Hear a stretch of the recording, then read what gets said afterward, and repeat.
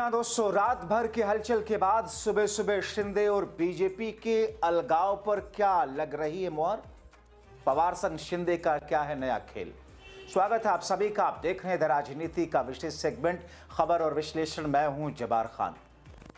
तो क्या दोस्तों, जिस गाजे बाजे के साथ में लोकसभा चुनाव में हार के बावजूद मोदी और शाह ने महाराष्ट्र को जीत लिया था, क्या उसी गाजे बाजे के साथ में अब महाराष्ट्र की फडणवीस सरकार का अंत होना तय है? क्या अब एक बार फिर से एकनाथ शिंदे मुख्यमंत्री होंगे?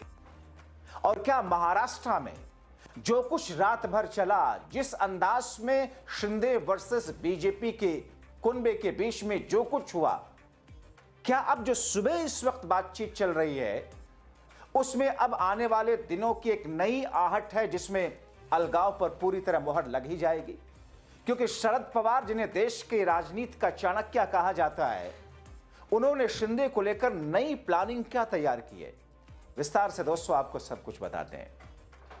दोस्तों, कल मैंने आपको बताया था कि किस तौर पर महाराष्ट्र, जो कि इस वक्त जिससे एक तरीके से मोदी और शाह ने निगाह दूसरी तरफ घुमा रखी है।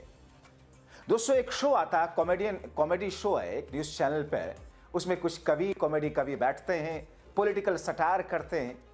उसमें एक लाइन उसने कही कि जो हमारे गुजराती भैया शोले फिल्म में जैसे गब्बर पूछता है कि होली कब है भाई, होली कब है, तो ये पूछते हैं कहाँ चुनाव, चुनाव बताओ जितना, कहाँ। दोस्तों, दरअसल चुनावी माहौल, चुनावी राज्य पर ही सारा का सारा फोकस होता है। और जिस तरीके से चुनावी एजेंसियों ने, देश की एजेंसियों ने जिस अंदाज में सत्ता पक्ष के लिए रेंगते रेंगते काम करना शुरू कर दिया, आंकड़ों की बाजीगरी और धोखाधड़ी के साथ में, आप देख लीजिए उठा करके जीडीपी को बढ़ा करके ऐसा दिखाएगा जैसे आम आदमी तो अंबानी बन चुका हो।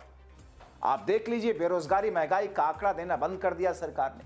आप देख लीजिए किसानों की कितनी जाने जा रही हैं, किसान खुद कितनी अपनी जीवन लीला समाप्त कर रहा है, आंकड़े बंद कर दिया है सरकार ने देना, क्योंकि उसके खिलाफ में माहौल बनेगा। सारा का सारा फोकस चुनावी राज में किस तौर पर चुनाव जीतना है उसी पर होता है।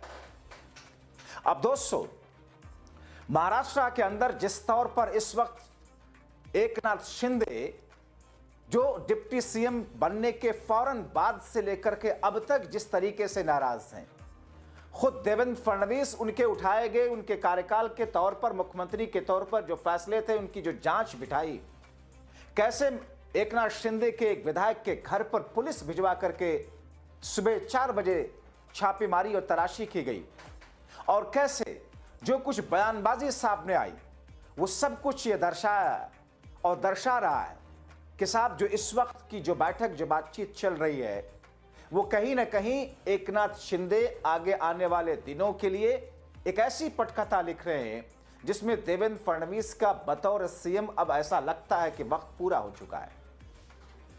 दोस्तों, ऐसा नहीं है कि बयानबाजी का दौर एक ही तरफ से है।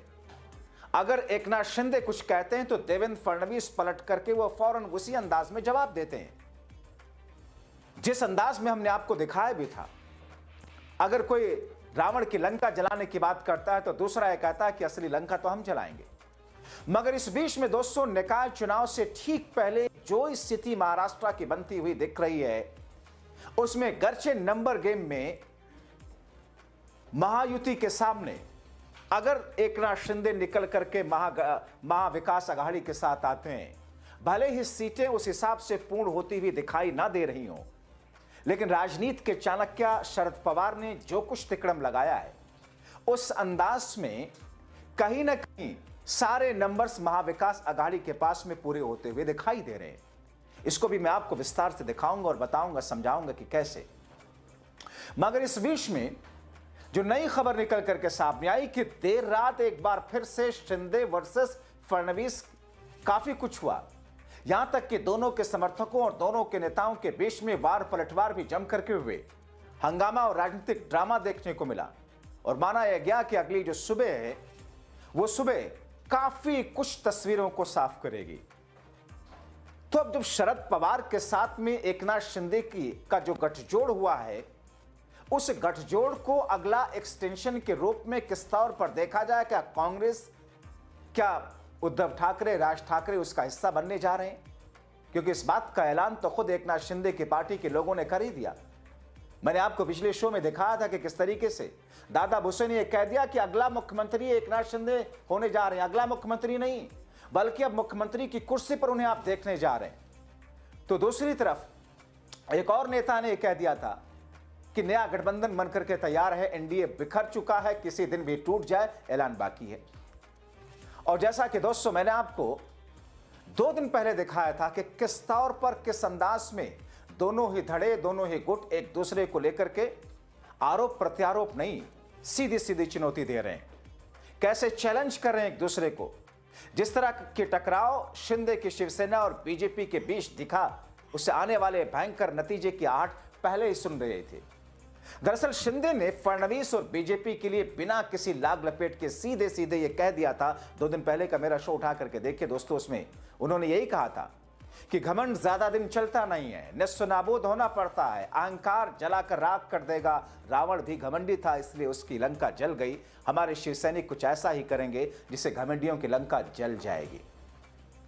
दोस्तों, डिप्टी सीएम एकनाथ शिंदे ने फडणवीस के तानाशाही और घमंड के खिलाफ कथित तौर पर एकजुट होने का अपने लोगों से आह्वान कर डाला था। यानी कि उसी वक्त एक सुगबुगाहट आ गई थी दोस्तों, लेकिन इसके जवाब में देवेंद्र फडणवीस खामोश नहीं बैठे थे। यानी कि दोनों तरफ आग वैसी ही है। उन्होंने कहा था लंका तो हम जलाएंगे, क्योंकि हम मर्यादा पुरुषोत्तम श्री राम के भक्त हैं। हम तो लंका में रहते नहीं हैं, श्री राम के अनुयायी, रावण के नहीं। अयोध्या में राम मंदिर पर धर्मा ध्वजा लहराई गई, हम श्री राम की पूजा करने वाले लोग हैं। लंका तो हम ही जलाएंगे, देखते जाइए। यानी कि नहले पर दहला के स्थिति, ये टकराव की स्थिति, जिसकी बुनियाद आज से नहीं, जब से चुनाव हुआ नतीजे आए और फडणवीस मुख्यमंत्री बने। जाहिर है शिंदे के जवाब में फडणवीस का इस तरीके से पलटवार शिंदे समेत पूरे शिवसैनिक कुंबे, मानो उन लोगों ने अपने म्यानों से तलवारें खींच ली हों। एक और पहलू इसका दोस्तों आपको समझाता हूं। हाल ही महाराष्ट्र में बीजेपी ने शिंदे की शिवसेना के कई पार्षदों को तोड़ लिया, अपनी पार्टी में शामिल करा लिया, जिसके चलते शिंदे की शिवसेना में जबरदस्त नाराजगी दिखी थी। मैंने आपको बताया था उस दिन। आक्रोश बनता भी है, क्योंकि अगर आप भाजपा निचले स्तर पर उसके संगठन को कमजोर कर देगी, तो फिर जमीन पर शिवसेना की जड़ें तो काटने जैसा होगा। और ये विवाद इतना बड़ा था कि शिंदे की शिवसेना बीजेपी के सामने छाती ठोक कर खड़ी हो गई थी। और इसी नाराजगी के चलते देवेंद्र फडणवीस की कैबिनेट बैठक में ना तो शिंदे गए थे और ना ही उनकी पार्टी शिवसेना का कोई मंत्री, जिस पर काफी बवाल हुआ था। और जिसके बाद मामला दिल्ली बीजेपी आलाकमान तक गया था। अमित शाह और एकनाथ शिंदे की मुलाकात भी दिल्ली में हुई थी। शिंदे ने शाह को हालात के बारे में विस्तार से बताया भी था, उसे ठीक करने के उपायों और सुझाव के बारे में बताया था। मगर शिंदे की बातों को शायद शाह ने सीरियसली नहीं लिया। इसलिए अब शिंदे और उनकी शिवसेना आर पार के ही सिर्फ मूड में नहीं, बल्कि महाराष्ट्र में सियासत की नई बसात बिछा चुकी है। उससे पर्दा हटना बाकी है। और दोस्तों, ये मैं नहीं कह रहा, ये महाराष्ट्र की राजनीति को कवर करने वाले दशकों से जो पत्रकार हैं वो कह रहे हैं। तो एक ऐसी स्थिति महाराष्ट्र में उत्पन्न है जहां यह कहा जा रहा है कि निकाय चुनाव से ठीक पहले किसी भी दिन कोई फैसला हो सकता है। दोस्तों, आपको याद है ना वो वाला चुनाव, 2024 के लोकसभा चुनाव से ठीक पहले का जो महाराष्ट्र का विधानसभा चुनाव हुआ था। मुझे लगता है 2019-20 का वो चुनाव था विधानसभा का, 2019 का, जिसमें शिवसेना बीजेपी यानी उद्धव ठाकरे की शिवसेना बीजेपी के साथ चुनाव लड़ी थी। और उसके बाद में क्या कुछ हुआ था? उसके बाद में जबकि उद्धव ठाकरे को मुख्यमंत्री बनाने का वादा किया गया था, लेकिन नहीं बना रहे थे। मगर क्या हुआ था दोस्तों, किस तरीके से अजीत पवार ने साथ जाकर के इतनी देवेंद्र फडणवीस के साथ में रातों रात शपथ ले ली थी। सुबह सुबह बुला करके राज्यपाल ने देवेंद्र फडणवीस को और मुख्यमंत्री उप मुख्यमंत्री को शपथ दिला दिया था। मगर उसके बाद में क्या हुआ था? उसके बाद में चल ही नहीं पाई, फौरन वो चीजें खत्म हुई। उद्धव ठाकरे ने कांग्रेस एनसीपी के साथ सरकार बनाई थी। तो बहुत कुछ अप्रत्याशित तरीके से होता है। अजीत पवार की नसें जो भी दबी हों, नसें तो ऐसे शिंदे की भी दबी हैं, लेकिन राजनीतिक तौर पर शिंदे इस वक्त जो फैसला ले रहे हैं वो महाराष्ट्र की राजनीति में एक नई इमारत लिखते हुए जा रहा है। और चूंकि उनके साथ में उनके बैकबोन के तौर पर अजीत पवार के चाचा शरद पवार खड़े हुए हैं। देखना होगा कि जो पूरी ये तिकड़ी है किस तौर पर अगले 2 से 3 दिनों में महाराष्ट्र की राजनीति की दिशा और दशा तय करती है। आपको क्या लगता है? राय जरूर लिखें। शुक्रिया।